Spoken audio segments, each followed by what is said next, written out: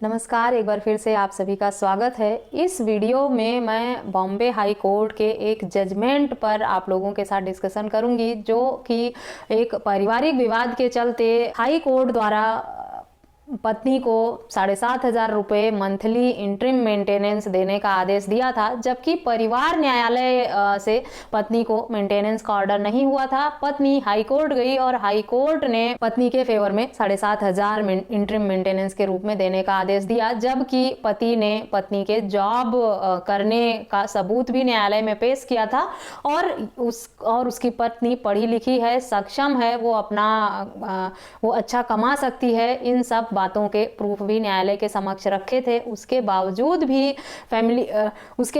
भी high court ने पत्नी को 7,500 रुपये इंटरिम मेंटेनेंस के रूप में देने का फैसला सुनाया कि पत्नी के सक्षम होने और पढ़ी लिखी होने के बावजूद भी आखिर न्यायालय ने इंटरिम मेंटेनेंस देने का ऑर्डर क्यों किया। आमतौर पर देखा जाता है, कुछ जजमेंट हमने भी कुछ जजमेंट ऐसे हाई कोर्ट और सुप्रीम कोर्ट के आए हैं कि जिसमें पत्नी अगर पढ़ी लिखी है, सक्षम है, वो कमा सकती है या कहीं जॉब कर रही है, तो न्यायालय द्वारा उसे मेंटेनेंस का ऑर्डर नहीं दिया जाता है। लेकिन इस मामले में पति ने पढ़ी लिखी होने का भी हवाला दिया, उसके जॉब करने का भी हवाला दिया, साथ ही साथ प्रूफ भी दिया। उसके बाद भी पति के खिलाफ फैसला क्यों हुआ, पत्नी के हक में मेंटेनेंस का ऑर्डर कैसे हो गया, यही बात इस जजमेंट के माध्यम से समझने की है। मैं भी हर वीडियो में यही बताती हूँ कि सिर्फ कह देने से कि किसी का अफेयर चल रहा है या कोई पत्नी कमाने में सक्षम है या इतनी पढ़ी लिखी है या वो कहीं जॉब कर रही है, सिर्फ कह देने से न्यायालय आपकी बात को नहीं मानता है। उसके लिए आपको पर्याप्त सबूत देने पड़ेंगे। इस मामले में भी कुछ ऐसा हुआ। पति ने दावा तो किया था कि उसकी पत्नी जॉब करती है, पढ़ी लिखी है, सक्षम है, वो कमा सकती है, लेकिन पति ने उसके नौकरी करने का जो दावा किया था उसको न्यायालय के समक्ष प्रूफ नहीं कर पाया। इस मामले में पति ने अपने पत्नी के नौकरी करने का जो दावा किया था उसमें उसकी पत्नी द्वारा शेयर किए गए अपने एक सोशल मीडिया अकाउंट पर जो पोस्ट था, जिसमें पत्नी ने अपने एक ईमेल जो आई थी उसको कहीं से जॉब ऑफर की, उसको शेयर किया था, जिसपे कुछ लोगों ने उसे बधाई भी दी थी जॉब पाने की। उसी पोस्ट का हवाला देकर पति ने यह दावा किया था कि ये इनको कहीं से जॉब ऑफर मिला है और ये पोस्ट इन्होंने सोशल मीडिया अकाउंट पे शेयर किया है और ये यहाँ पर जॉब करती हैं।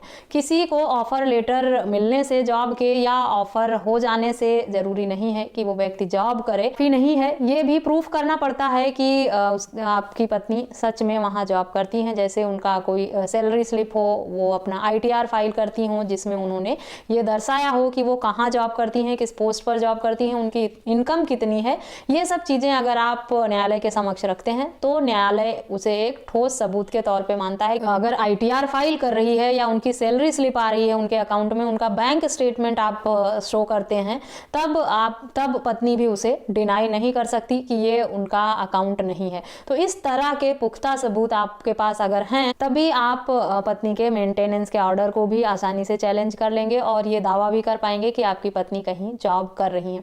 सिर्फ ऑफर लेटर आ जाने से या सोशल मीडिया अकाउंट पर लिख देने से कि उनको जॉब मिल गई है, ये पर्याप्त सबूत नहीं माना जाता है। हालांकि इस मामले में न्यायालय ने जांच भी की, उस पोस्ट की, और उस जांच और छानबीन में पाया गया कि वो पत्नी को जो जॉब ऑफर मिला था वो भी फेक था। किसी फेक व्यक्ति द्वारा, जैसे आजकल दुनिया भर के स्कैम हो रहे हैं, जॉब को लेकर, पैसों को लेकर फ्रॉड चल रहे हैं, कोई इसी तरह का वो एक स्कैम था जिसमें उसकी पत्नी को जॉब का ऑफर दिया गया था। पत्नी वर्तमान समय में कहीं पे जॉब नहीं कर रही थी और ना ही कार्यरत थी वो कहीं।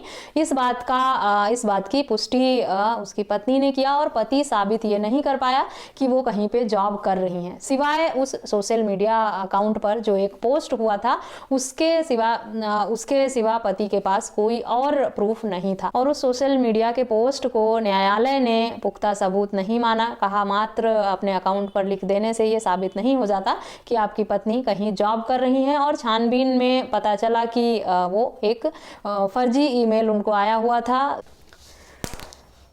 हालांकि पति इस बात का दावा करता रहा कि उसकी पत्नी को लंदन से जॉब ऑफर हुआ है, लेकिन प्रूफ नहीं कर पाया।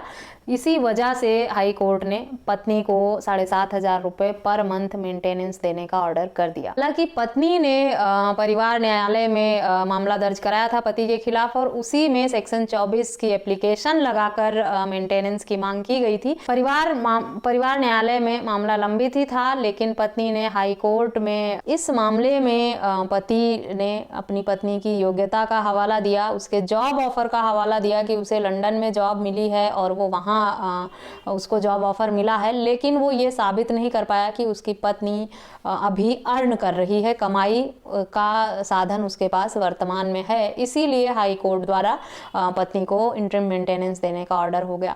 ज़्यादातर मामलों में ये देखा जाता है कि परिवार न्यायालय में जब भी विवाद जाता है और मेंटेनेंस या इंटरिम मेंटेनेंस होने के आदेश को परिवार न्यायालय द्वारा रिजेक्ट कर दिया जाता है या बहुत ज़्यादा समय लगता है, तो ऐसे में पत्नियों के पास हाई कोर्ट का ऑप्शन रहता है और वो हाई कोर्ट में जाकर गुहार लगाती हैं, और कई बार पत्नियों के हक में फैसला हो भी जाता है अगर वो अपने पक्ष को न्यायालय के समक्ष सही तरीके से रख पाती हैं और साबित कर पाती हैं। इस मामले में भी कुछ ऐसा ही हुआ कि पत्नी की योग्यता होते हुए भी पति सिर्फ ये साबित नहीं कर पाया कि उसकी पत्नी वर्तमान में कहीं जॉब कर रही है, इसलिए उसे मेंटेनेंस देना पड़ा। सिर्फ ये कह देने से कि उसकी पत्नी अच्छी पढ़ी लिखी है, अच्छा कमा सकती है, वर्तमान में कमा रही है कि नहीं ये मायने रखता है न्यायालय के लिए। अगर कमा सकती है, अभी जॉब नहीं कर रही है, तो उसको जॉब करने में, ढूंढने में समय लगेगा। वो किस हालात में है, कब तक उसे जॉब मिलेगा, ये कुछ कहा नहीं जा सकता। तो इस आधार पर जो है वो न्यायालय मेंटेनेंस देने से मना नहीं कर पाती है। ज्यादातर मामले में पत्नियों के हक में फैसला इसीलिए हो जाता है कि वो वर्तमान में कहीं जॉब कर नहीं रही होती हैं, शादी के बाद जॉब छोड़ देती हैं और सोचती हैं बाद में कहीं करेंगे, फिर विवाद उत्पन्न होता है और ऐसे में उन्हें आसानी से मेंटेनेंस का ऑर्डर मिल जाता है। तो अगर आप लोग भी इस तरह, अगर आप में से कोई महिला इस तरह की समस्या से परेशान है, या कोई पति ये सोच रहा है कि वो सिर्फ न्यायालय के समक्ष ये कह देगा कि उसकी पत्नी पढ़ी लिखी है और अच्छा कमा सकती है, और या कोई इस तरह का प्रूफ लगाकर न्यायालय के समक्ष वो कह पाएगा कि साबित कर पाएगा कि उनकी पत्नी कमा रही है, तो आप अपना समय और एफर्ट खराब ही करेंगे। जब तक आपके पास कोई पुख्ता सबूत ना हो, न्यायालय सबूतों के आधार पर ही फैसला सुनाता है। मैं ये हर वीडियो में आप लोगों से कहती हूँ, चाहे आप पति हैं या पत्नी, जिसे भी अपनी बात न्यायालय के समक्ष रखनी है, तो आपका जिस हिसाब से प्रूफ होगा न्यायालय में अपनी बात को साबित करने का, उसी आधार पर आपके हक में या आपके खिलाफ फैसला होता है। तो जो भी कहें या जो भी करें, उसके फेवर में पहले ही सबूत जरूर इकट्ठा कर लें, ताकि आप का समय और पैसा, एफर्ट खराब ना हो, वेस्ट ना जाए, आप अपने आप को न्यायालय के समक्ष साबित कर पाएं और अपने हक में फैसला ले पाएं। आशा करती हूँ ये वीडियो कुछ महिलाओं के लिए या पुरुषों के लिए यूजफुल होगी। इसी तरह किसी अन्य टॉपिक पर अगर आप जानकारी चाहते हैं तो मुझे ईमेल, व्हाट्सएप या कमेंट करके पूछ सकते हैं। इस जजमेंट का लिंक मैं वीडियो के डिस्क्रिप्शन बॉक्स में दे दूंगी, वहाँ से जाकर आप PDF सेक्शन से जजमेंट को डाउनलोड करके पढ़ सकते हैं और अपने केस में इसका लाभ भी ले सकते हैं। इस वीडियो में बस इतना ही। अब तक मेरे चैनल को सब्सक्राइब नहीं किया है तो प्लीज़ सब्सक्राइब करके बेल आइकन को प्रेस करना ना भूलें, ताकि मेरे सारे आने वाली नई वीडियोस का नोटिफिकेशन आपको मिलता रहे। मिलते हैं नेक्स्ट वीडियो में, तब तक के लिए थैंक यू एंड बाय।